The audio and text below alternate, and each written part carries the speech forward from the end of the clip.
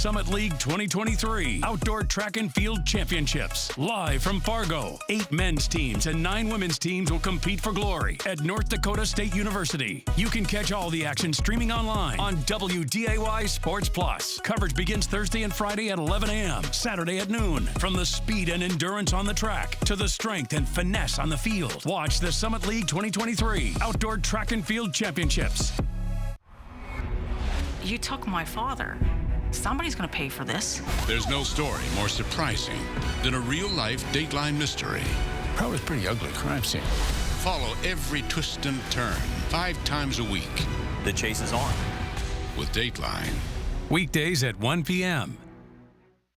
You're watching WDAY Extra.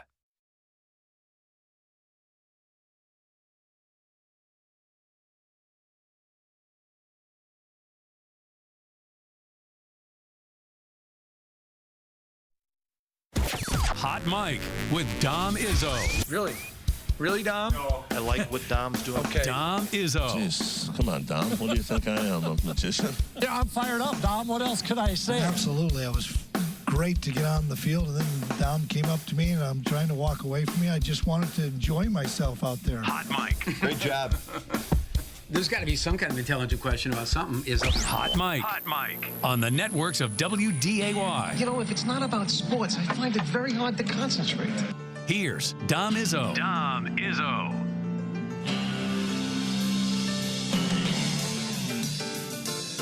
Good Monday morning. This is the overcast and crappy kind of edition of Hot Mic on WDAY Extra, KSFL TV in Sioux Falls at Inforum.com on a Monday morning. This is the same shot we could have repeated for the last couple of days. That's why I say that to start our show here on a Monday. Kind of the mood I'm in as well. That's no reflection of anybody out there in TV land. I appreciate that. Welcome, everybody, to Hot Mic here on a Monday. Hope everybody had a fantastic weekend. Enjoyed whatever you could outside. I want to start with something real quick on how we ended our show last week, and that will be at least the end of what I say about it today, and then we'll get into what happened over the last couple days and what we got coming up today and this week, because a busy week is on tap for us. For those that missed our show on Friday, we had my dad back on for the first time in a couple of months. I know I've had people ask me, which is the best thing in the world, by the way. I'm not going to lie to you. We've had people reach out and ask, hey, you know, haven't seen your dad on a bit, you know, was just curious what's going on. And we had not said anything publicly about what was up. It wasn't for my story to tell. My dad texted me late last week saying that he wanted to do the show again, and told everybody he's dealing with 2 cancerous tumors in his body right now, one in his spine, one in his lung. He starts treatment for the one in his lung today, so I'm thinking about him all the time, but I'm especially thinking about him this morning. And the outreach of people that have sent something that saw the video what we posted, my phone started blowing up in the middle of the softball game. I had a hard time actually keeping it together as we were doing the softball broadcast on Friday, but it has been overwhelming and it has been heartfelt, and I really, really appreciate it. It means a ton to me. I think it means even more to my dad. He heard from, I passed along some of them from each of the Bison basketball coaches to his favorite sports broadcaster, which is my good friend, former colleague Jody Norstead. That's his favorite. He won't let him tell everybody else. Jody's his guy. To numerous people from both sides of the river, it meant a lot. So I know he's using that today as he starts stuff. So I just wanted to reach out and appreciate and say thanks to everybody that messaged me, emailed me, text message, however, over the last couple of days. It's meant a lot, and we're thinking about him, and we will hopefully have him back on as soon as he feels like he wants to do it. The invitation is there. As everybody knows, he's the favorite Izzo of this program. I don't think there's any doubt about that. And it goes my dad, Well, probably Jack, and then my dad, and then I'm somewhere like five or six on my own show. And that's okay. I've come to grips with that. So we appreciate that, and we're keeping him in our thoughts today and always. So with that, there's no easy transition to start our show, but we will try and do it the best we can as we tuck in whatever was going on. You know, we're in the middle of the NHL and NBA playoffs, which have moved along, I guess, depending on what your cup of tea is there. The NBA's been really good. We had a bizarre scene last night in Phoenix where the owner of the Suns was shoving with Nikola Jokic and then did an ultimate flop job that was something else. The Lakers have a chance to really put the hammer down on the Warriors tonight. The Eastern Conference has been, I mean, you have a potential where you're going to have an 8 seed in the conference final. Miami could go up 3-1 on the Knicks tonight if they're able to win. And the NHL, I mean, there is a possibility. As we sit here on the 8th of May, a month from now, it could be Seattle and Florida playing in the Stanley Cup final. Think about that. It could be Seattle and Florida in the Stanley Cup final on TNT. I know we always make things about ratings. There might be 8 people interested in that. If it's the Kraken and the Panthers playing in the Stanley Cup, which we'll show you here in just a little bit. The Panthers have put the hammer down on Toronto. They're up 3-rip in their series. And the Kraken, boy, the Stars, unless they're playing the Wild, can't play any defense. When they play the Wild, amazing. Anybody else, not so great. The Seattle may have just scored again after what they did last night. We'll show you that in just a little bit. Speaking of not scoring, that we bring to the Minnesota Twins, and we offer what happened this weekend against the Guardians. Capped off by yesterday's performance of anemic offense where they couldn't do anything against Cal Quantrill, the starter for the Guardians last night, where the Twins had their opportunities. Bases loaded here. Nick Gordon grounds into a double play. Ends the inning there. Quantrill was awesome in this game. Finally, in the 7th inning, the Twins get their first hit of the game. That tells you what you need to know about how the game went yesterday. And I'm going to tell you, folks, I maybe had this on for about 8 seconds because they weren't doing anything. There he gets Moran at a strikeout. 7 innings, 1 hit, 4 strikeouts. And the Twins lose 2-0 the final in the game yesterday. They get 1 hit. 1 hit, as our good friend Harry Doyle would say, from Major League. Fittingly enough, they were playing Cleveland. And this goes on top of how they played on Saturday night, where they lost in a sloppy way and Rocco got tossed there. This is what Dick Bramer was talking to us about heading into this series, that you don't want to be messing around with, even with Cleveland where they're at. The Guardians are going to put it together. You know they are because of their manager. And they end up taking 2 of 3 from the Twins. The Twins won Friday night in the game that nobody saw because it was on Apple TV. And then Cleveland wins Saturday and then holds the Twins to 1 hit yesterday. So the up-to-date standings here, you see the Twins now just with a 2.5-game lead over Cleveland. Detroit, which can't lose apparently unless they play the Mets. They're unstoppable there when they play New York, although everybody's beating the Mets right now. In third, then the Chicago and Kansas City at the bottom of the division. So the Twins wrap up this stretch against AL Central opponents here because they hadn't played basically anybody from the division over the first month of the year. So they win 3 of 4 against the Royals at home last weekend. They only win 1 of 3 against Chicago, not great, and 1 of 3 against Cleveland, not great. I'm not a great math mind, but if you go 3-1 against them and then 1-2 and 1-2, not ideal.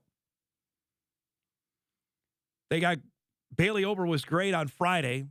And if Kepler could play all of his games at Guaranteed Rate Field, now whatever they play, I don't even know where they play anymore. Guaranteed Rate is where Chicago plays. Progressive Field. I got to get my insurance companies right.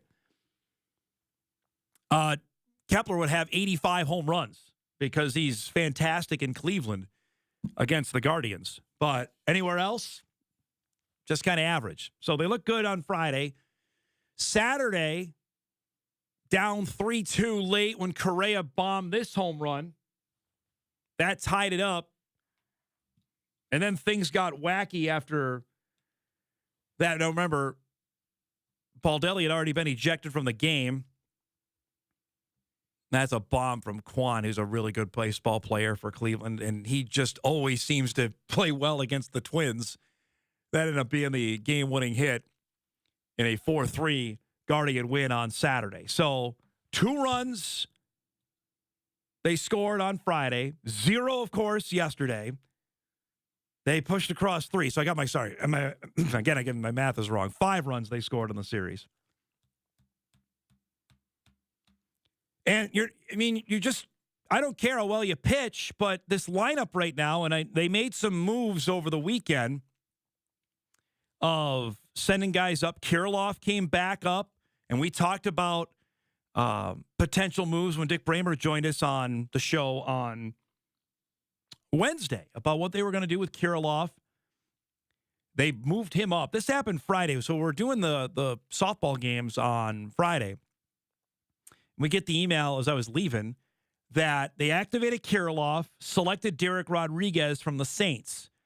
They sent Caleb Thielbar to the DL, option Larnick down, which I thought was odd. Larnick has 19 RBIs and one of the best run driving in guys on the team, hitting 221, but granted, nobody's average is very good. I think Buxton has the best average on the team. And then I love how the progression here on Tyler Mahle went. Mahle went from he's going to be okay, he'll make his next start, to the 15-day DL. Then Friday goes to the 60-day DL with a right arm posterior impingement and a flexor pronator strain. That doesn't sound good. Again, I'm not a great Tommy John mind, but that is in the wheelhouse of that. So, again, Ober came on and pitched well, and he has all season as Bailey Ober, but you've gone from having great depth to suddenly none. And Gray was just okay on Saturday. I'm not trying to rhyme, but he just was. Ryan got beat yesterday because the offense couldn't do anything. They are, in the best baseball terms, scuffling right now is the best way to describe what this Twins team is doing. And they picked a rotten time to do it because here's what they got coming up here for the next couple weeks. The Padres are in starting tomorrow. San Diego is humming, folks. Tatis is back. This is a team that was in contention to win the National League pennant last year. They're right there again. Then the Cubs, and Chicago's playing better than probably most people thought. Then it's the Dodgers. Then the Angels, and granted it's the Angels, but you still got to go through Trout and Ohtani. The Giants come in, the Blue Jays, and then you're in Houston, and that wraps up May. So you're not playing anybody in the division, but you've got some good baseball teams coming up. And then once you wrap up with the Astros and start June, Cleveland's here. So when we get to Memorial Day, and that's, again, the kind of the decider of where we're at with how good your baseball team is, we're going to find out now with exactly the amount of guys that are out of the lineup. Thielbar is tough to be gone. Mahle, you may have... Is it possible that they once again traded for damaged goods? Kind of shake your head at that, but that very well could be the case with the Paddock deal. When they traded out Rodgers to get Paddock last year before the start of the season and now have this come down, you just got to shake your head on where things are at with this Twins baseball team. So we'll see. Off day today as they come back home, and a matchup with the Padres looming over the next 3 days. We have I would say, interesting show for you today. We might have a lot of Dom on this show, which is okay. It is Monday, so Jeff Kolpack will join us coming up at 9:35. We'll recap the weekend it was, including a productive one for the Bison baseball team, which we'll tell you about in our best of the weekend. here in just a few minutes, as they will come home for their final 2 weeks of the season. The NDSU softball team is off its way to the Summit League tournament. That'll begin on Wednesday. The Bison will play on the opening day. And this weekend is the Summit League Track Championships, which we'll preview tomorrow on the show. Stevie Keller will join us tomorrow as the new track got broken in this past weekend with a preview meet. And then everybody's here starting basically Wednesday, and you'll see all that coverage. Actually, we're streaming that at Inforum.com beginning on Thursday morning, the next Thursday, Friday, and Saturday from the track up at NDSU, which is one of the great events each and every year. And the Bison have been super at this sport. Whether it's men's or women's track, they have been dynamite. So that's coming up this weekend, which we'll chat about as well. So lots to get to here on a Monday. Grateful to be back here after a busy weekend. We'll take a break. We come back. We'll salute our best of the weekend, including those unbeatable Seattle Kraken. And our guy Will Borgen in the mix again last night. Hot Mike back here after this on WDAY Extra, KSFL TV at Inforum.com. Hi, we are Louie and Becky Thrash. We have lived in our home for about 20 years in Fargo. From the beginning to the end, Laney's was great to work with on any project in our home. Our air conditioner went out, and of course it was during the summer. We called Laney's. They scheduled us a date and time. But great news for us, we got our service done earlier than expected. The two technicians were very nice, and the job was done before we knew it. We would recommend Laney's for any job in your home. 828 is just great. You go home and say, okay, I gotta bake something. Ellen Kemper takes the cake as the Great American Baking Show host. And I was like, this is hard. I can't bake. And from sweet to savory, Color equals flavor in cooking. this is one recipe Rach has never cooked on TV. Plus, trick out your DIY with 2 time-saving tips. We put this together in about 10 minutes yesterday. Next, Rachel. Weekdays at 3 on WDAY. Watch some of the best athletes from around the region take the field for the Summit League 2023 Outdoor Track and Field Championships. Live from Fargo, 8 men's teams and 9 women's teams will compete for glory at North Dakota State University. You can catch all the action streaming online on WDAY Sports Plus. Coverage begins Thursday and Friday at 11 a.m., Saturday at noon. From the speed and endurance on the track to the strength and finesse on the field. Watch the Summit League 2023 Outdoor Track and Field Championships. In this job, you take your eye off it for 1 second. People can die. Don't think, just do it. I'm a firefighter, and I will always be a firefighter. Did a great thing today. It's all because of you. Weekdays at 7 p.m. and 12:05 a.m. News happens at all hours of the day and night. Stories develop and situations change in the blink of an eye. In our community, knowing where you can turn at any time of the day for clear information and facts is more important today than at any other time. That's why we start our day in the middle of the night to gather new information and be ready to bring it to you. Tracking what has changed overnight and how that will impact your day today. We're here for you with the most up-to-date news and weather to get you on your way, because your community is our community. All of us have a role to play in promoting a mental health friendly workplace. So what can I do to help? As a CEO, I can set the tone for a supportive culture. As a manager, I can offer assistance and accommodations. As a coworker, I can be a source of support. As someone with a mental health condition, I can ask for what I need to perform my best. What can I do? What can I do? I can remind others that none of us are alone. And that we all benefit from workplaces that promote good mental health. Learn more at whatcanyoudocampaign.org. 911, what is your emergency? It takes a certain kind of person to run towards danger rather than run away from it. Why is this job so important to you? Growing up, I never saw any heroes who looked like me. And that's what a hero looks like. Help is on the way. Sundays at 8 p.m. To learn more, please visit eifcares.org. Attention golfers, the WDAY Golf Card is back. This year's golf card will be available Thursday, May 11th at 8 a.m. at deals.wday.com for just $165 plus tax. The card has an over $1,200 value. That's over $1,000 off the regular price of golf. Quantities are limited. Some restrictions may apply. 18 great golf courses, 36 holes at each for one low price. The 2023 WDAY Golf Card. On sale Thursday, May 11th at 8 a.m. at deals.wday.com for just $165.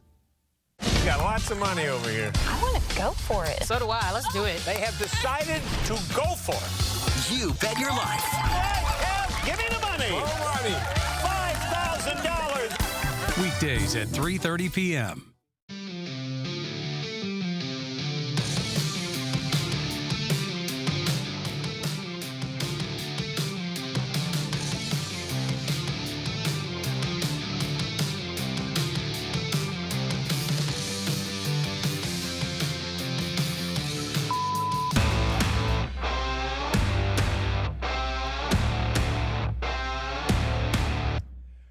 We do it each and every Monday. It's our best of the weekend, and let's roll it. We'll start with our guy, Chris Klieman, who, from meager beginnings of winning a couple of football games at Division III Loras College in 2005 to now being a multi-millionaire.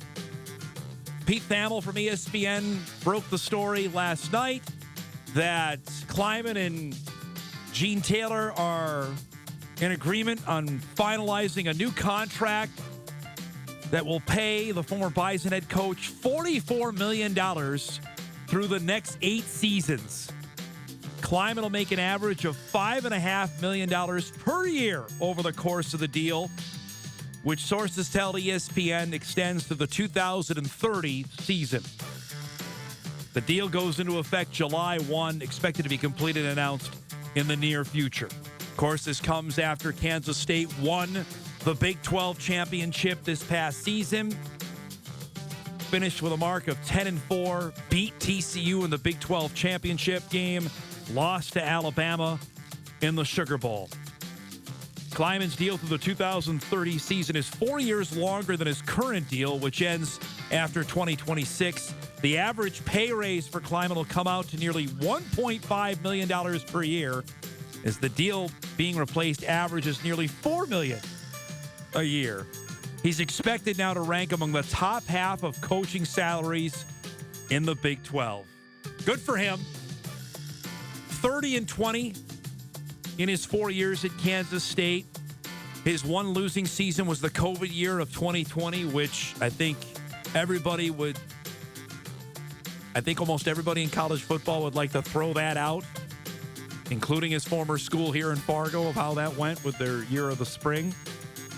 And they were dealing with a ton of guys that were out of the lineup. This has been exactly the kind of progression that he was hoping for. It's not similar to what he did here, because, I mean, what was he? There was no way to top that. He won a national championship in his first year and his second year, and he followed it up with titles in his last 2 seasons here in 17 and 18. But this is exactly what Gene Taylor was hoping would happen when hiring him. Taking over for the legend that was Bill Snyder in an enviable spot. No one will want to inherit that. And all he's done is win. He's went out there, he's beaten Oklahoma multiple times. Knocked off the giant that was TCU. And now he will be rewarded as such. He's beaten Gundy and Oklahoma State. And with Texas and OU set to leave the league after this season, we all know this is the swan song for those schools in the Big 12. When they go, think who's going to be at the top of the Big 12? TCU will be there. Kansas State is going to be in the conversation. It has to be. Maybe Baylor. Those are going to be the teams. And I know they're getting a bunch of new blood with Cincinnati in there, Houston, Central Florida, Memphis. They're getting those new schools in. But Klieman and K-State are going to be there, and they're loaded again this year, folks. They're going to be really good again in 2023. Just looking quick here.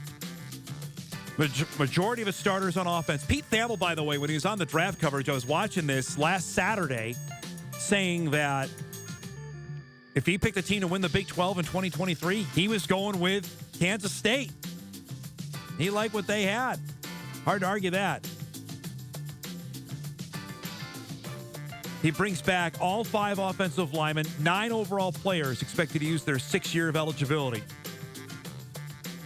Sounds familiar to his former school up here of what he's got back on their offensive line. So congrats to Chris. Couldn't happen to a nicer guy, and he's built it up. And he had to make some tough decisions. We're going to talk about this when Kolpack joins us coming up in our next segment here, because he made the, I don't know if it's controversial decision to part ways with one of his good friends and Courtney Messingham. They moved up Joe Klanderman to defensive coordinator after Scotty Hazelton moved on. Everything has so far worked. This year, you look at their schedule, they play SEMO out of the FCS. He'll love that. They don't have a Valley team on the schedule. A good Troy team will come in. They go to Missouri. That'll be a rivalry game there. Central Florida comes in. Future look at a conference team. They go to Oklahoma State. They go to Texas this year. At Kansas, which now has become quite the rivalry game with what Lance Leipold's done with the team in Lawrence, and end the season with Iowa State at home. You'll notice there's one team that's not on the schedule for 2023. Oklahoma's not there, which I find odd. Weird scheduling there, but that's exactly what they do. I guess they don't want to lose to him is what Vanell tells me anymore, but could be. So congrats to Chris. Let's switch gears to baseball. And Tyler Oaks' North Dakota State baseball team, which took its lumps. Man, at one point this year, they were 1-14. But right now, they're as hot as a pistol. They won again yesterday against Northern Colorado. They run-ruled the Bears, and I'm pretty sure that Northern Colorado maybe want to go back to where they were, because it's not worked out for them in their 2 years on the Summit. The Bison won yesterday 10-0 over UNC. They have scored 35 runs in the 3-game sweep over UNC. The Bison now have won 8 games in a row. They've improved their record now to 19-26. Again, let me remind you, they were 1-14 at one point. So since then, 18-12. That's pretty good. And by the way, all this time they played 3 games at home. 3 in that whole process. They've taken lump. They played everybody. Cade Feeney told us that when we joined us last month on the show. They went to Texas Tech at that crazy time there. They've beaten 3 Power 5 teams so far this season. They've beaten Texas Tech. They've beaten Minnesota. They've beaten Nebraska. And now they're starting to click. And they have their final 6 games at home. So think of this, folks. Let's just get crazy here for a second. Let's say they sweep this weekend with Omaha. And Omaha's good. Mavericks are always kind of a thorn on the Bison's side. And Omaha should be good in baseball. I'll make that point to whoever wants to listen. They should always be good in baseball, just location-wise for Omaha. But let's say they take care of Omaha this weekend, right? Then the Jackrabbits are in. And the Jacks are having a decent season. They have a Big Ten game coming up later today. They win those 6.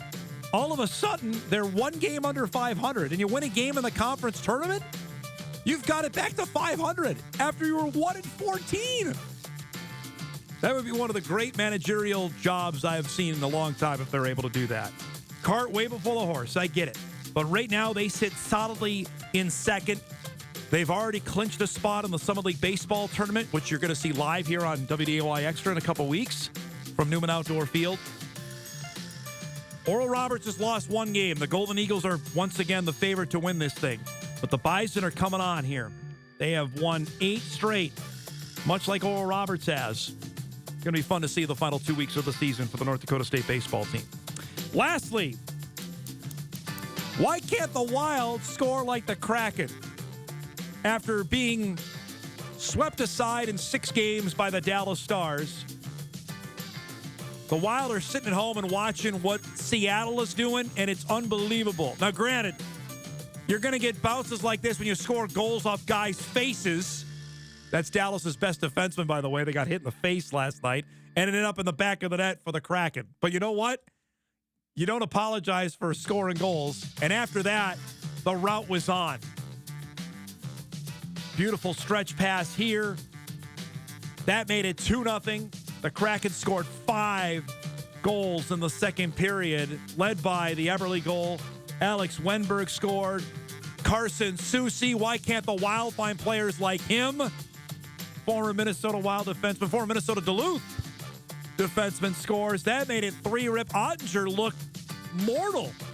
Guy that couldn't stop. I mean, he was fantastic. Couldn't stop a beach ball last night. Matty Beniers scores here. Former Michigan standout. That made it 4-rip. Kraken were up 5-1 after the second. They go on and rout Dallas. 7-2 is the final, and now lead this series 2-1. It was rocking in Seattle last night. And so, like I mentioned off the top, with Florida's win over Toronto yesterday in overtime, and the Panthers are up 3-rip, should we all embrace the fact that it's a potential Florida-Seattle Stanley Cup final? It wouldn't be unheard of for an expansion team to make it that far. Remember, the Golden Knights played in the Stanley Cup final in their first year. Seattle in their second year. Now up 2-1. Granted, they still got to finish off Dallas and get through either Vegas or Edmonton, and that's been crazy, including a bloodbath of a fight in the second period of that game on Saturday night. But the Kraken are playing some great hockey as they won last night. We'll take a break. Hot Mic rolls on a Monday. Jeff Kolpack will be by. Much more on Chris Klieman's new deal. And the Bison basketball team's adding some JUCO strength. We'll discuss that when Hot Mic returns on a Monday morning on WDAY Extra, KSFL TV at Inforum.com. Doing what you can to survive is certainly a sign of the times. But there's other signs that aren't so easy to see. If you've ever earned money for the use of your body, have been given items in exchange for sexual favors, or worked long, labor-intensive hours for little to no pay, that's a sign you may be a victim of human trafficking.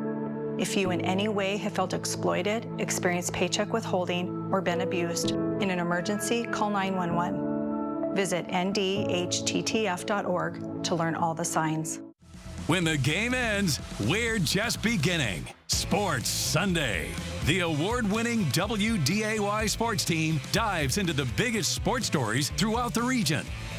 Get to know the athletes behind the major plays. WDAY presents the best sports show in the region. When the game ends, we're just beginning. Sports Sunday. Sunday nights at 10:35. The WDAY Storm Tracker team goes in depth every week with Weather Wednesday, brought to you by Northwest Tire. Go beyond the forecast with a special look at weather topics impacting your area. Tune in and watch every Wednesday on First News, mornings from 5 to 7, the 9 p.m. news on WDAY Extra, and WDAY News at 10 p.m. Watch Weather Wednesday every week, brought to you by Northwest Tire. Love me tender, love me sweet, never let me go. You have made my life complete, and I love you so. Love me tender, love me dear, tell me you are mine. I'll be yours through all the years, till the end of time. Love me tender, love me true, all my dreams fulfilled. For my darling, I love you, and I always will.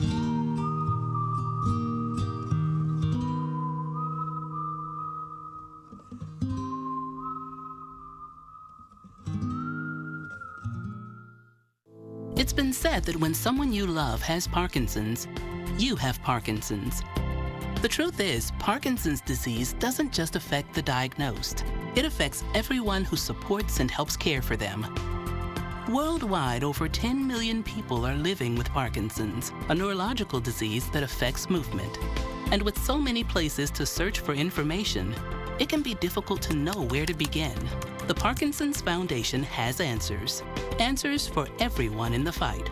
We can help you understand the disease, help you find expert care, give you tips for living a better life, share the latest research, help you find local support, and there's a free helpline you can call. Find your answers and join us in the fight against Parkinson's. To learn more, please go to parkinson.org or call 1-800-4PD-INFO. The Parkinson's Foundation. Better lives together. It's that time. An author. Offensive production, number 1. Number 2. I forgot. Golfer. It'd be like going on a 3-person best shot, and we were saying, Kolpack, you got to make a 25-footer every time. You wouldn't putt first. I'd have Tim putt first. And one heck of a TV personality. This game is for the Cooper Cup. It's the Forum's Jeff Kolpack. 4! I should have yelled 2. Here he is on a Monday morning, our good buddy Jeff Kolpack. How about the $44 million man right there? How about our guy? I mentioned that before you came in on our best of the weekend. It's a pretty good weekend for our guy. $44 million extension. He's going to be in the top half of coaching salaries in the Big 12. I would imagine so, especially once Sarkisian and Venables move out of the Big 12. Got to imagine it's him, Gundy, and Sonny Dykes. I'd imagine at TCU that are probably the top 3, right? Aren't they all like $50 million? I mean, come on. Well, Chris wasn't until yesterday. It just feels like everybody's at that level is 40 to 50 million and above. So we talked to Gene right around Christmas time. It was right before the Sugar Bowl. And I asked him, like, the kids say keep receipts. Did you keep any texts, any emails that you got from the Uber fans that freaked out? He said, yeah, actually, I did. I have them. And I'll read them from time to time and chuckle about it, which, as we know, Gene, that doesn't surprise me at all. But we had heard this, Kolpack, when the announcement in December of 2018 that they were going to hire an FCS coach. And here we sit nearly 5 full years later. It's worked out pretty good in Manhattan. And not only that, the job, when he took it, was worse than what it was. Yep. I mean, and you always hear that. Yep. Like, again, we go back to the Tim Miles theory. It's always worse than what they tell you. And he took over for Bill Snyder. Things were not good. The recruiting situation was bad. Yep. The recruiting system, there was really no system. They had to really blow up the whole concept of how they recruited and start over. Because you'd think Bill Snyder, right? He just had everything in control. Yeah, but it was running. It was a humming machine. It was not. But it was not. No. So they had to start over in that respect. And look what he's done. Good head coaches are good head coaches, no matter what level. You also wrote about this. He made a tough call a couple years ago to let go of Courtney Messingham. That's one of his best childhood friends. I mean, they won a championship here together before obviously heading on to Manhattan, and things were not clicking offensively. He made a change there that could not have been easy. And not only that, Messingham, I thought at NDSU was really good. Oh God, yeah. I thought that second year with him and Stick, they were a humming. It was in 2018. One of the most diverse and creative offenses I've seen at NDSU since Mike Benson was throwing the ball. I don't know. He was just making the right calls. He was hot. Yeah. I mean, old coordinators are hot, and you go to K-State and you think he would just continue that, right? Especially with his man Chris, who they played grade school baseball together back in Iowa. And that's how harsh that business can be. It did not work that way. And he's made some changes too. Joe Klanderman now moved up to defensive coordinator for Scotty Hazelton, left to go to Michigan State. And Klanderman's name, I have to imagine the next cycle will be bandied about that he may move on and get a head coaching job. It wouldn't surprise me. And if you remember, Joe Klanderman came here from Minnesota State Mankato, and you're going, why are you hiring this D2 guy? I know it worked out for Nick Gazer, and actually – at the time, they were transcending from from Craig Bowl taking all these retreads who've been around the FBS game. Correct. And now getting guys who are more up-and-comers. Boy, Noah Pauly, same thing, D2 guy. Is there a more up-and-coming guy who made good than Joe Klanderman right now? Went from a cornerbacks coach at Minnesota State Mankato to the D coordinator at FBS, and he's making what? He's got to be making $1 million. Oh yeah, over that. Especially now, all of his assistants got a big bump here. Gene made sure that was taken care of, and then they took care of Chris. So yeah, things are all right there. And I look at their schedule, Kolpack. I did this before you came on. They don't play Oklahoma this year. Some bizarre thing. They play Houston, one of the new teams that are moving into the league, because 2023. The transition is odd. This year, Texas and Oklahoma are still in the Big 12, and all the newbies come in as well. South Florida's in, Houston's in, Central Florida, excuse me. Perpetual Missouri Valley schedule almost. But he doesn't play Oklahoma. Does he play Murray State? They don't play Murray. They play SEMO, who made the tournament last year. They go to Texas. They host TCU in the middle part of the season, and they're at Kansas at the back pens. They're going to be really good again. They're the seems like a favorable schedule. They could be the favorites again in 2023. I think they're solidified at quarterback now. Yeah, I think their offensive line is all Deuce back. Vaughn, they'll have to replace Deuce Vaughn, who I thought was really good. Yep. Got a chance with the Cowboys that he'd move on there. So Klanderman's just under $1 million, according to what Bunnell says. So $825,000. Yeah. Boy, he's grossly underpaid. Come on, Gene. Open the checkbook. I have to have you on to discuss this after I put my commentary out last week when we had the discussion about the greatest NDSU football team of all time, which got a little bit of heat on this. And I appreciate I heard from almost everybody, at least that I've covered in the Division I ranks that have won championships, from the early, the 2011 team all the way up to the most recent title team. I may have tried to stir the pot a little bit. There's no doubt about that. I didn't mean to. You, of course not. You went back into even to the 80s guys to get it just because I stirred up there. Attached every player I knew from 2013 on Twitter. Well, I couldn't find some. I couldn't find Ryan Smith on Twitter. He's out there. I know he is. I don't know what I was thinking. The argument obviously still would center on the 2013 team and I posited this to you when we talked about it last week, that they have the win over K-State. They also went unbeaten. They dominated their opponents just as much as the opponents did in 2019, except the one thing that the 2019 Never team did was they did not play an FBS team on their schedule. They did have one more game, so they have one more win. So are you asking me? Yeah, go for it. Or do you think an 80s team would against Division? Oh, God, no, they'd get killed. That's what I thought so, too. Yeah. Jeff Bentram was pretty good. No doubt. They were good, and the veer would cause some immediate issues. Headaches. No doubt about it. Their defense was that 1990 team that I've gone back and researched and watched them. They were legit. That 90 team was amazing with Simdorn, Satter, several FCS-like players Hansen, on that team. Yes, I mean you had if not NFL FBS. players on that team. That team may have caused some havoc in 1990. I contend that. Well, I'm a sentimental guy, as you know, pretty touchy-feely, and really have not a mean bone in my body. So that's why I tend to lean to the 2013 team, because these were the guys that started it. These guys had no tradition. Well, they did, but they didn't. Not in the Division I era, they didn't. There was no tradition in D1. Nope. Well, 06, 07, those teams went 10-1. That's a pretty good tradition. But they didn't have any championship pedigree tradition per se. And these guys, and especially after going 3-8 in 2009, these guys turned it around, and these guys were the ones within 2 years after that won an FCS title, and almost could have made an argument where they would have made a deeper run if they didn't get hosed in 2010 at Eastern Washington. It was not a fumble. It was not a fumble. So I'm a little more leaning toward that, just out of sentimental purposes more than anything. Interesting to see that, because these guys started my book project. Honestly, I mean, I'll be honest with you. If they didn't start the run of 5 in a row, I don't write a book. And so personally, you asked me. This is my opinion. I go for the sentimental reasons, and I think 2013 was the best team. They were really good. There's no doubt. I mean, I remember we brought up the stat of what they were doing compared to the 96 Marshall team. And the competition was a little tougher, too, I will say, in 2011, 12, 13. More so than in 2009. They played more ranked teams in 19 than 13 did in that particular season. But the whole subdivision, come on, Don. Look at all the teams that left. In that particular This team year? beat Georgia Southern. Yeah. Not in 2013, they didn't. No, but to get there. Because that 2013 Georgia Southern team beat Florida that year, by the way, the year after the Bison did. I'll grant you that. The division as a whole was not nearly what it was 2019 had James Madison. What else? Yep. And that JMU team was pretty good because they pushed that Bison team to the I know, but what else? South Dakota State was decent. I mean, they were on their way up. Yep.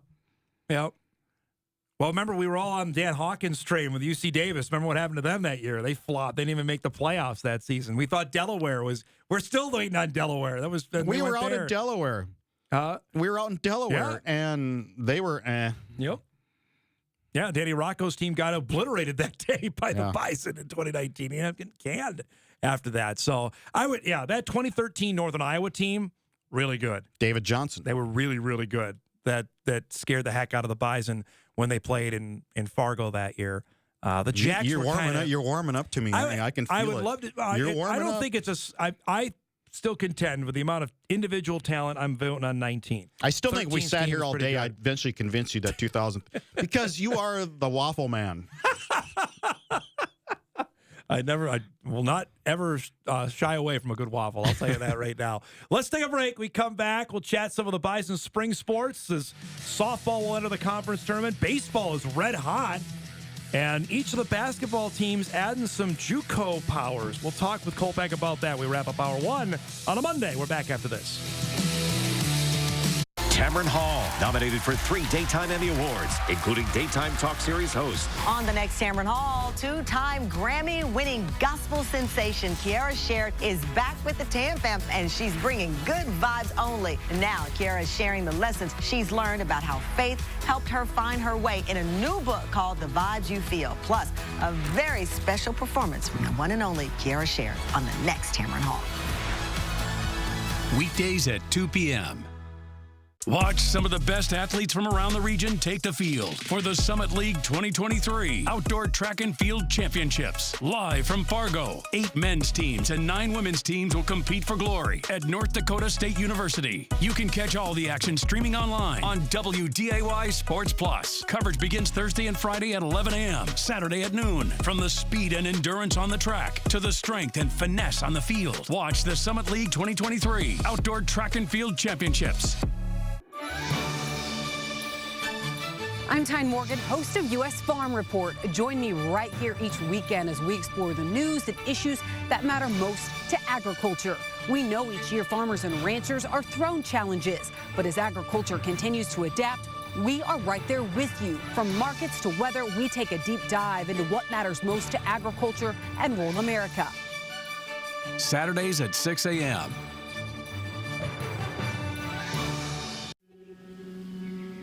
Overcoming drug addiction was difficult, but I found the path to recovery that worked for me. Treatment helped me come to terms with the issues in my life that caused me to use drugs. And I found better ways to cope. Learning I had a substance use disorder helped me realize I needed to make a change. The road to recovery is different for everyone. There were good days and bad days. But I found strength in seeking help. My friends and family made a huge difference in my recovery.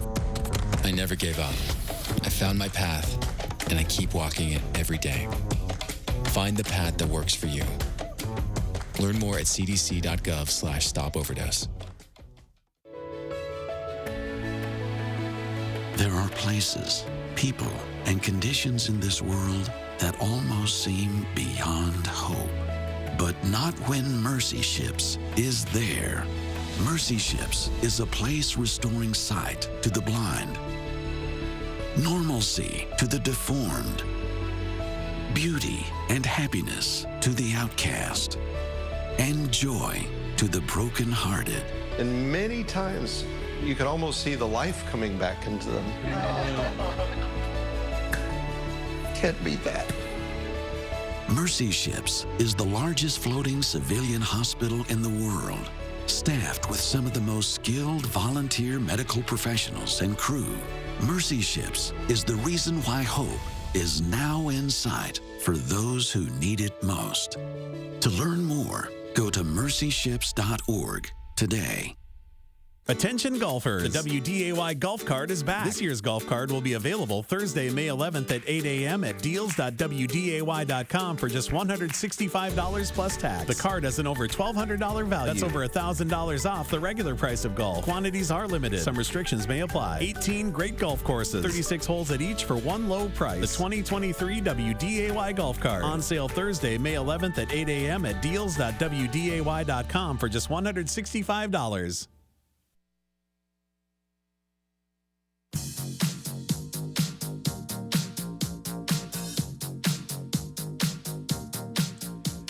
Hey, don't forget, the Summit League Track Championships are in town this week, and you'll see it on Inforum.com, WDAY Sports Plus. Our coverage begins Thursday at 11, Friday at 11, and then Saturday on Championship Day at noon on the brand-new track up at NDSU. So you'll be able to stream all of that this weekend on WDAY Sports Plus at Inforum.com. We've covered that a few times. Saturday is always a fun day for me. That's obviously the day everything gets decided. Boy, Bison Track has been something else in the Summit League over the last decade plus. You know, one of the finest and most memorable moments in sports is when a conference meet like that, and I've seen it on a couple of occasions where a conference track meet comes down to the 4x4. Yeah, pretty good. That's about as captivating as it gets in sports. And most of the time, actually, NDSU has had a boat race, so they haven't had it. But I've seen it. I've seen it come down a couple times, and it is just it is riveting stuff. We're coming to the kind of a track here, geek too, though. Yeah, of the spring sports season. Obviously, with that going on, the Summit League softball tournament begins on Wednesday in Brookings. The Bison are the 3 seed in that event. They'll have to go through Omaha and SDSU. You know, we were doing the games on Friday, Kolpack, and Omaha's team is legit. It's interesting how NDSU set the bar so much in football and everybody caught up. Same things happen in softball, and now to an extent, I think the Jackrabbits have certainly passed NDSU. Not sure on Omaha yet; they're right there, but SDSU has now surpassed NDSU in softball in my mind. Did these teams imitate NDSU's recruiting model? I think so. They certainly did. Because I would. I'd go to California and wherever and get players. And the Jacks have found a couple of stud pitchers, which the Bison have had forever and a day. And it's not to say the Bison staff now is not as good, but SDSU's one is a notch above. That's what they found. Don't you feel like, and we're seeing both sports on tap this spring, that hockey and softball are two sports that really can be tied to one position. The goalie in hockey, you get a hot goalie, and you get a great pitcher in softball. No doubt. Because you can carry baseball can have one great pitcher, but then there's another 2 games. Right. Softball, you can just keep winging it. And that's what's happening. I mean, you just keep winging the it. Jacks did not lose a conference game in softball. That's how dominant they were. With a new coach, their past coach went to Creighton. They didn't even miss a step there. They're the favorites to win that league for the 3rd year in a row, which is kind of crazy. The last time the Bison won it was 2019 now. That's a whole class now that's gone through without NDSU winning a Summit League regular season championship. Yeah, these other programs must have caught up budget-wise, too, to be able to go out and get players. That's not cheap. NDSU, I think, Darren Mueller's a great coach. Yep. He also had the advantage of probably a higher budget than most of these Summit teams. And he made great use of it. He did. He and his assistants go out to California. They know exactly where to go. They know the tournaments. They have good connections out there. And obviously these other teams have budgeted enough funds to go do the same thing. Right. Baseball is red hot. Tyler Oaks' team has won 8. I was doing the math here. After a 1-14 start, now 18-12 in their last 30. Pretty good. With 3 home games thrown most in on the there, road, right? yeah. They played Most 3 on the home road. games. They have their final 6 at home with Omaha and South Dakota State coming up. And then, of course, it's the Summit League tournament. Oral Roberts is the beast, but the Bison will get them here. And if they're pitching the way they are with Feeney and Rorick go 1-2, that's tough. Did the Bison come close to taking 2 or 3 from Oral Roberts? Yes. They pushed ORU. Down in Iowa. That was supposed to be here. Yeah. That's what I'm saying. If you get them here, let's see what. Granted, Oral Roberts has been amazing. They're 20-1 in Summit League play. They've been downright dominant, but this is what NDSU did last year, or the year before that, excuse me, when they went to the tournament. Started to hit the ball really well, pitch really well late in the year, and that won them the conference tournament. Yeah, obviously a pretty good coaching job to be able to hang in there and keep your kids motivated after a 1-14 start. Brutal. I mean, but they were playing some kids. I mean, you could quit after that. You're 1-14. Yeah, I mean, they were playing Texas. I mean, they played Arizona and Arizona State. They were playing. We're going to see these teams in the NCAA tournament come Memorial Day weekend in early June. That they're going to. Who knows? Some of these teams may make it all the way to Omaha. I mean, that's the caliber of teams the Bison were facing early on, and now here it's paid off on the back end where they're starting to string some wins together. By the way, on your old friends from Northern Colorado, what are they doing in anything? They're not good in anything. Anything. They're not good in They're not good in basketball. They're not good in baseball. I don't even get it started in football. They haven't been good in wrestling. They're not good. They haven't been good in football since Joe Glenn left. I mean, what are they doing out there? I don't know. Well, money. I don't know if the Monfort Farms money train has dried up or they just it's a you're outside of Denver. You're number 1 on the pecking order in Denver. And I laugh when the Big Sky I know took Northern Colorado over South Dakota State and NDSU because of the Denver media market. Yes. And you're going, what? Do you know where they land in the pecking order there? Of all of the Division II to Division I moves, has that been the most short-sighted? Is that the one that's worked out the least? Yeah, it's got to be. I mean, it's bad. I mean, South Dakota and UND have had more success at Division I in the other sports than what UNC has had. Do we think SMU is going to go to the Mountain West because of the Dallas media market? Now, that's a little different. That's not Northern Colorado. But still, they're not exactly 1 or 2 in the Dallas. But you're still SMU. Right. You're still got the name there. It's not Northern Colorado. Who cares? They don't care about them there. You know what I mean? Outside of that. Outside of the Greeley Tribune. Outside of the Greeley area. Ever since my friend Sam Mastari stopped covering the Bears, they've gone downhill. It's a bad deal there. I wanted to bring that up with you because I had you here for a second. Is there any TV coverage at all? Do they have anything? Not that I know of. I mean, they occasionally get a game on the Big Sky because they're required to have everybody on TV. And it's not football. like Greeley is 45 minutes from Denver. It's not like it's right there. It's the same distance northeast, like you'd have from Brookings to Sioux Falls. Probably. Right? I mean, and you see what they cover there. Seems like it. And for people in Metro Denver and the growth, I think in Denver, well, maybe it's going north now, but it's usually Parker in that area. I mean, Greeley it could be in Wyoming for all they care. It's unbelievable how bad they are. We're actually talking to Darius Shepard on the show tomorrow. I know you visited with him last week. Named XFL Special Teams Player of the Year. He's now got an invite to the Lions. Yeah, what a great young man. Yeah, he's just, you could tell he's just an all-timer. Another one of Chris Klieman's guys, by the way, that he found out of Blue Springs, Missouri. He's keeping it going. He's played now in the USFL and the XFL to keep the NFL dream alive, and now he's got a chance. He's going to be in the Lions camp this weekend. Yeah, 27 years old, and it just kind of needs that one. He's been close. Yeah. Green Bay, he had a couple. He had like a drop, right? He did. He had a bad Monday night game. He had 2 drops with A-Rod. It's amazing how that costs you. That's it. Luckily, Christian Watson's drop against the Vikings on the first play of the game, whatever, didn't cost him his career. Okay, so difference there. Watson was a second-round pick. Shepard was an undrafted guy. But you know he was in A-Rod's doghouse for the first half of the season. Gosh, yeah, there's no doubt about Probably it. Probably still is, even though he's not there anymore. I would think there is no doubt on that. But talk about, I mean, you say drop. Shepard never dropped the ball at NDSU. Never.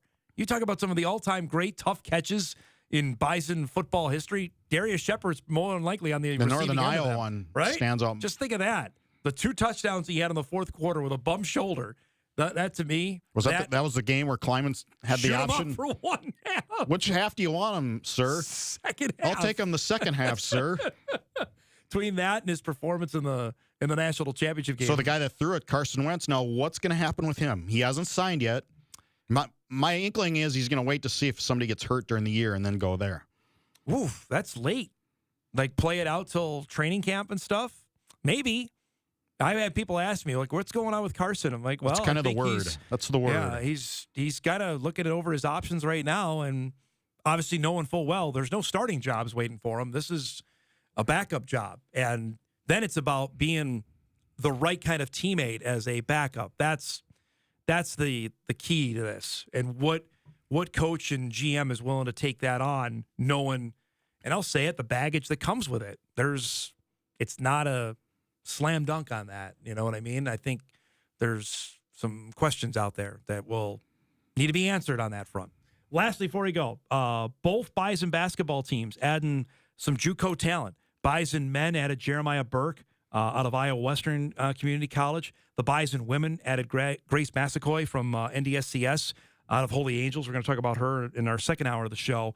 I'm intrigued on both. Both were All-American players at their level and have good size.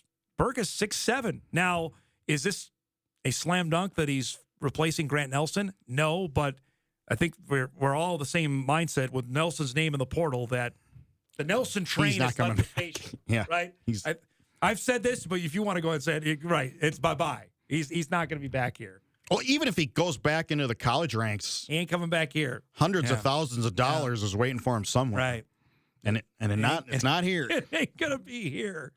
So, it's all about the JUCOs if they can assimilate to the system, and especially Dave Richmond's system, as soon as you can. It usually takes a half a year. We've seen that over the course of a decade, that it takes JUCOs. It's hard to be impactful right away in Dave's system. It just is. I find it interesting with Jory's team here that coming off their best year in Division I, they'll have 5 new players on the roster, and most are expected to play. They need 1 or 2 of those to be like what L. Evans was this year. I agree. Maybe 2, I think. If they really want to say, hey, we're here, we've arrived, then they're going to need a couple of those players. And really interested to see the growth that L. Evans makes between year 1 and year 2. I agree. She could work herself into a pretty nice FBS prospect after next year. That's where we're at. I know where Just we're calling at. it like it is. I appreciate that, but that's for... I like watching her play. It'd be too bad Power she's 5, gone. you know what I mean. I got you. Everyone understood what you were saying. No doubt about it. Thanks for coming by, bud. Great to see you. There he is, Jeff Kolpack, joining us each and every Monday here on The Big Show. We'll take a break. We come back. We talked about that Alabama betting scandal. We'll get into that a little bit more, and also about the 2 new Bison basketball players that have been added. Back on a Monday morning after this on Hot Mic on WDAY Extra, KSFL, and Inforum.com. Stay prepared for the days and nights ahead with the best weather team. Download the Storm Tracker app, powered by Laney's. Get alerts and updates straight from the WDAY Storm Tracker team with accurate weather reports specific to your area. Just search WDAY in the Apple or Google Play Store. Download the Storm Tracker app and be ready to plan your day. The Storm Tracker app, powered by Laney's. Download it today. Send your weather-related photos or video to the WDAY Storm Tracker team. Contact weather@WDAY.com or share them with us on Facebook and Instagram. Keeping an eye on the sky. The WDAY Storm Tracker team. There is a road laid out for me. Boxes everywhere. And this is going to be Addie's room. I am blind. You really don't like it? I hope so. Yeah. I know this road is there for me. There is a long way. First night here, but Amy seems cool. The way it's down by the river. I am blind, but I need not see. I got this. I know it's there for me. Okay. If I'm really free, take me down to the river and wash me.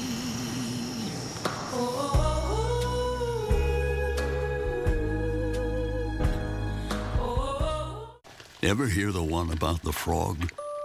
Put a frog in a pot of boiling water and it'll jump right out. Here's my resume. But put a frog in a pot of cool water and slowly heat it up, and that frog will boil. It's a lie. But as a metaphor for us and all that we go through as veterans, it's usually real-world experience. It's a story that rings true. We make excuses for how we feel. We push everything down. We tell ourselves the lie that it's easier to stay in that boiling water, to disconnect. And some days, maybe, it is. But you've never been interested in easy. Reaching out is hard. Do it anyway. You're not alone. You've got this. You are not a frog. Find resources at va.gov/reach. Thanks for buying a fishing license. What the? I know, but listen. I want you to picture all the great things this simple purchase does.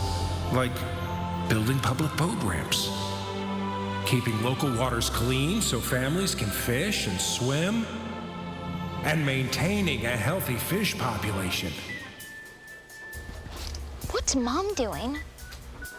It also provides fishing education and activities for the kids, and funds long-term plans to protect our lakes and streams. Wow. Wow is right. Did he? When you buy a fishing license, you do a lot, because every dollar from a license purchase protects and maintains your local waterways for future generations to enjoy. Learn more at takemefishing.org. My son had a full-blown asthma attack. It came out of nowhere. The unsettling thing about some symptoms is you don't always know what's causing them. He had a reaction triggered by cockroach allergens. Threats to your health can come from unexpected places. Get the facts. Visit pestworld.org.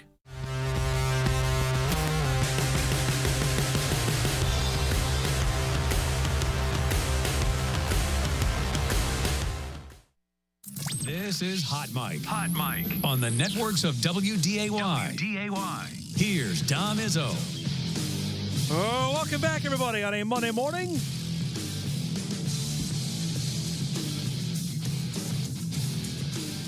Thanks again to Jeff Kolpack for joining us here. We've got open hour here. A lot of Dom coming here the next little bit. We are guest-free the rest of the way, which is A-okay with me because we got lots going on here to recap on a Monday and look ahead to for this particular week.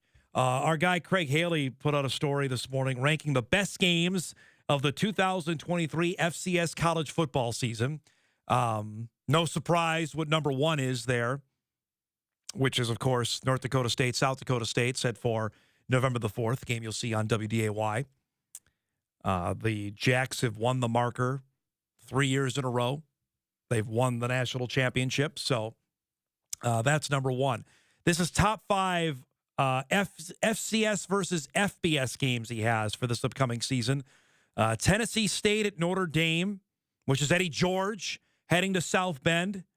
And Notre Dame, which does not play an FCS team. That's a big deal. I think that's a Peacock game, by the way. Sacramento State at Stanford. That's now Troy Taylor, the former Sacramento State coach, is now the Stanford coach. I don't know what about Sacramento State in 2023. I think they bubbled up. That was their time. I don't think they're going to be very good this year. Holy Cross at Army. The Crusaders have won FBS games, I want to say, each of the last 2 years. Of course, they made the quarterfinals this past season. That's on November the 11th. Jackson State at Texas State. See how Jackson State plays against an FBS team. They couldn't beat one when Dion was the coach. William & Mary at Virginia on October the 7th. Of course, that Mike London is the coach of William & Mary. He was the coach at Virginia, was fired there. William & Mary was a team that won the CAA last year, made it to the FCS quarters, and got destroyed by Montana State. Those are his top five. I don't know if I would, that would be my top five for FCS versus FBS games. If you're interested in the Valley, who is playing FBS teams this year, the Bison, of course, are not. The Jackrabbits are not. That's important to note as we get closer to the start of the season, as neither one of those teams will be playing against FBS competition. Indiana State plays Indiana and Ball State. They play two. Missouri State opens with Kansas. Murray State, we have to get used to the fact that the Racers are officially a member of the league come July 1. Louisville and Middle Tennessee. UND goes to Boise. That'll be fun. I would anticipate that might be a Friday night game as well. UND at Boise State on September the 16th. We'll know the early TV designations by Memorial Day. Northern Iowa goes to Iowa State. That's always a tricky game. USD opens with Missouri. Be interesting how Bob Nielsen's team plays there. Southern Illinois, which won an FBS game last year. Remember, they beat Northwestern. They stay in state to play Northern Illinois. Western Illinois will play New Mexico State. And we talked about this the week of the draft. Youngstown State opens, they play against Ohio State. That might be a tough one for them. But those are the Valley games against FBS teams for this upcoming year. Going back to what Craig said, these are the top 5. These are conference games in the FCS. The Bison Jacks, number 1. That's the number 1 game of the whole calendar. That's it, number 1. Furman at Samford. Those are 2 teams that made the playoffs last year. Really good. Of course, Samford had its season ended up here in Fargo.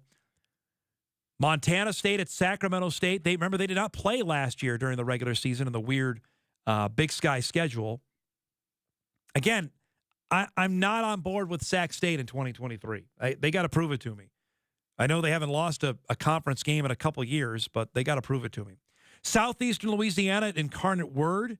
The Word just got a transfer quarterback in over the weekend. I can't remember from where, but they got another QB to come in. And SEMO at UT Martin. Oh, come on. Now, I know why you put it on there. Because last year, those 2 teams did not play. If you guys remember when we did our bracketology, that they were going to need a coin flip to determine who got the bid, which SEMO won the coin flip under the cover of darkness. And, of course, they ended up, they were in the same bracket with the Bison, ended up losing to Montana. His non-conference games has Montana State at SDSU at number 1. No disagreement there. Semifinal matchup each of the last 2 years that Montana State won handily in 2021. The Jacks won decisively last year. He's got Eastern Washington and NDSU at 2. He says, with Eastern Washington's streak of 15 straight winning seasons ending last year, the Eagles turned the longest active run in FCS college football over to the Bison. The Bison have 13. He's got this part wrong. They'll be indoors. He says they'll be outdoors at Target Field. No, that's games at US Bank Stadium. Who have, of course, a new quarterback coming in. It's going to be loud there. Again, I think we're still trying to grasp on how many people are going to be at this football game yet. I don't know if the ticket surge has been there since they went on sale. I don't know. I have not heard a whole lot of people talking about it, but then again, I'm not as close to that as some are, but I haven't heard a ton of buzz on Bison Eastern Washington as must-see that I've got to get to. Also, he's got Weber State at Northern Iowa. That's a good game. There's only 5 games between the Valley and the Big Sky this upcoming year, which includes the Bison and Eastern Washington game at US Bank Stadium. Northern Arizona will go to UND. That's a game last year that UND should have lost, frankly. They came back and won. Montana State and the Jacks, and Northern Iowa, Idaho State. That's it for matchups between the Bison, or the Big Sky and the Valley. And lastly, he has Central Arkansas at NDSU. Says the visiting Bears have one of their more talented teams under Coach Nathan Brown, whose program gave NDSU all it could handle their lone previous meeting on October 3rd, 2020, the Trey Lance Spotlight game for NFL scouts, which, of course, was the last game that Trey Lance played as a member of the Bison. So those are the games that Craig has circled for 2023. I'm curious to see where some of these matchups go. I mean, clearly the Bison Jackrabbit game is the tops on the schedule for this upcoming year. I don't think there's any ifs, ands, or buts about that. But I am intrigued to see where some of these other matchups go. That Montana State SDSU game, I mean, Viggs he threw everything at them last year. They were healthy, and SDSU dusted them. Now, early in the season, the Jacks play a D2 game to start the season, and they play it on a Thursday, so they're going to be rested. Montana State coming in, that's going to be awfully tough. And we'll get into this as we get later into May of looking through each team's schedules now, because with the portal closed, we now can pretty much confidently say we know who's on whose teams. That's not to say there wouldn't be some late additions. There are teams that are going to add players to the roster even now after the portal window is closed, which it closed last week. But, again, I'll look at SDSU's schedule. Again, the Jacks are the overwhelming favorite, as they should be. They open with Western Oregon. Again, I mentioned a D2 team. Then Montana State. They'll be favored there. That game's in Brookings. They play Drake. That game's at Target Field. They're going to win that game. They have a bye week before they start conference play, and it's UND in Brookings. They go to Illinois State. They're going to win that. They host Northern Iowa. Now, UNI, here's the weird thing about that rivalry. When they play those games in Cedar Falls, the Jacks almost always win. But when they play in Brookings, the Panthers have been almost unbeatable, including a playoff win up there. They have won multiple times since they changed that over to Dana J. Dykehouse Stadium. So that, if I don't know where Northern Iowa is this year. You never know. Northern Iowa could be beaten up by the time they get to that part of the schedule. But I would circle that game as a potential close one. I still think the Jacks will win. Then they play back-to-back roadies at Southern Illinois and at USD. Probably going to win both those games. Then the Bison. They go to Youngstown and end with Missouri State. I see 2.5 games, and I know can't say half a game. 2.5 games where they could have some real issue. Montana State, potentially. Northern Iowa and NDSU. But here's the caveat on all three of those. The Jacks are at home for all of them. They host all three of them. All the biggies, they get at home. Now, granted, it didn't seem to matter where they played last year. They took care of those. Whether it was the Bison in Fargo or the Bison in Frisco. Remember, they were down 2 touchdowns in Grand Forks and rallied and won that game. It would be hard-pressed for me to think that they would have a hard time with the rest of that schedule. Those games will be tricky, but they're not going to mess around with South Dakota. I think Missouri State is going to take a step back. The Bison did not play them in 2022. They're back on the schedule in 23 because of the addition of Murray State. And think of this, by the way. The Jacks didn't even luck out because they don't have Western Illinois and they don't have Murray State on the schedule. Those two teams are on the Bison schedule. So those are 2 automatic wins. And I'm going to say automatic wins. Western's lost 13 games in a row. That the Jacks don't have that benefit. The Bison actually do. So Bison have an easier schedule than South Dakota State. And that's still saying something. The Jacks, I think, are favored in every game. They will be and should be, considering where they're at.